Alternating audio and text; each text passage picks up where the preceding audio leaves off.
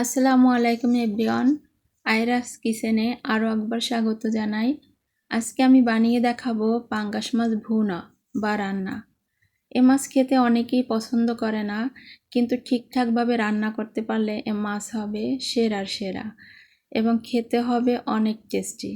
আমার recipe follow করে রান্না করলে গন্ধ হবে না এবং খেতে হবে অনেক সুস্বাদু। রান্না করার জন্য এখানে আমি 5 পিস মাছ নিয়েছি।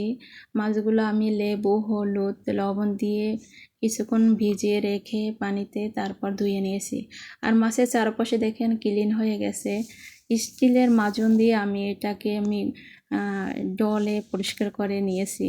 যেহেতু কালো আবরণ থাকার কারণে কিন্তু দেখতেও ভালো লাগে না।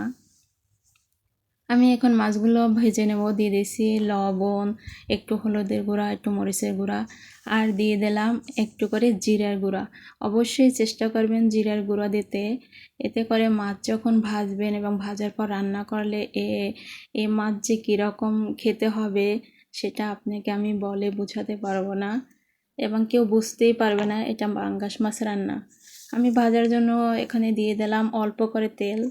বেশি তেল দেব না, যেহেতু এই মাছটা ভাজার পর কিন্তু তেল বের হয়। এখন আমি মিডিয়াম আঁচে মাছগুলা 5-6 মিনিটের মতো ভেজে নেব। চুলার আঁচ বাড়িয়ে ভাজলে এতে কি করে মাছ ভাজার সময় কিন্তু তেল ছিটে ওঠে এবং উপর থেকে সহজে মাছটা পুড়ে যায়। আমি এপিট ওপিট করে 5-6 মিনিটের মতো ভেজে নেব। আর শুকনো মরিচের গুঁড়া দিবার কারণে কিন্তু মাছটা ভাজার পর লাল দেখা যায় এবং রান্না করার পর কালারটা কিন্তু সুন্দর হয়। আমার ভাজা হয়ে গেছে, এখন মাছগুলো উঠিয়ে নেব।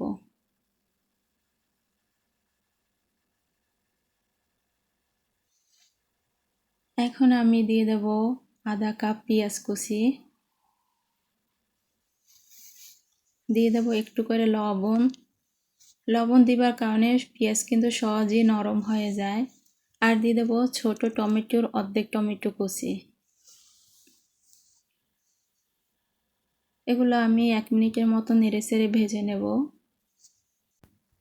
এখন দিয়ে দেব আমি 1 কাপের 3 ভাগের 1 ভাগ পেঁয়াজ বাটা, আর দিয়ে দিলাম আধা চামচ রসুন বাটা, আর 1 চা চামচের 3 ভাগের 1 ভাগ আদা বাটা। এগুলো দিয়ে আমি 2 মিনিটের মতো ভালোভাবে কষিয়ে নেব।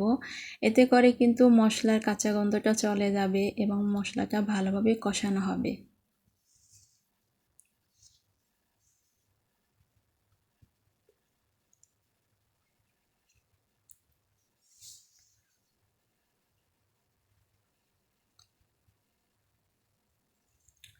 মশলা যত ভালোভাবে কষানো হবে মাছ খেতেও কিন্তু ততই মজা হবে। এখানে আমি মশলার একটা পেস্ট বানিয়ে নিয়েছি আধা চা চামচ হলুদের গুঁড়া, 1 চামচ উঁচু করে মরিচের গুঁড়া। পাঙ্গাস মাছে একটু ঝাল খেতেই ভালো লাগে, আপনারা ঝালটা বাড়িয়ে কমিয়ে নেবেন। আর দিয়েছি আধা চা চামচ ধনিয়ার গুঁড়া, আর 1 চা চামচের 3 ভাগের 1 ভাগ জিরার গুঁড়া। আমি এখন ভালোভাবে মশলাটা কষিয়ে নেব।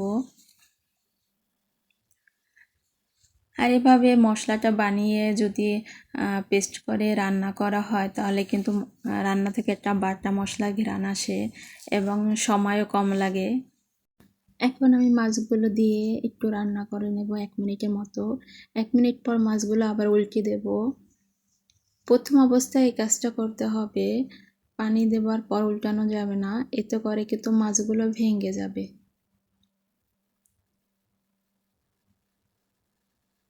এখন আমি দিয়ে দেব রান্না করার জন্য আধা কাপ পানি। ঢাকনা দিয়ে আমি মিডিয়াম থেকে একটু কম আছে 5 মিনিটের মতো রান্না করব। এখন 5 মিনিট পর ঢাকনা খুলে একটু ফ্রাই প্যানটা নাড়িয়ে নিলাম, এতে করে তলানিতে মাছগুলো লেগে যাবে না। আমি এখন দিয়ে দিলাম 3টা কাঁচামরিচ আর 1 মুঠ ধনিয়া পাতা। আবারও ঢাকনা দিয়ে 3-4 মিনিটের মতো রান্না করব।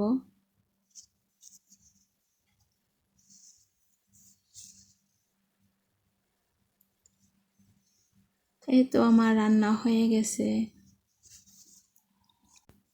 আমার রেসিপি ফলো করে এভাবে কাউকে পাঙ্গাস মাছ রান্না করে খাওয়ালে সে বুঝতেই পারবে না এটা যে পাঙ্গাস মাছ, এবং খেতে হবে অসম্ভব মজা।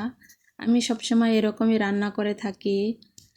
আশা করি আমার রেসিপি আপনাদের ভালো লেগেছে। যদি ভালো লেগে থাকে তাহলে একটা লাইক ও সাবস্ক্রাইব করে পাশে থাকবেন। আপনাদের লাইক ও সাবস্ক্রাইব আমাকে অনেক উৎসাহ দিবে। আজকে এ পর্যন্ত, ভালো থাকবেন। আল্লাহ হাফেজ।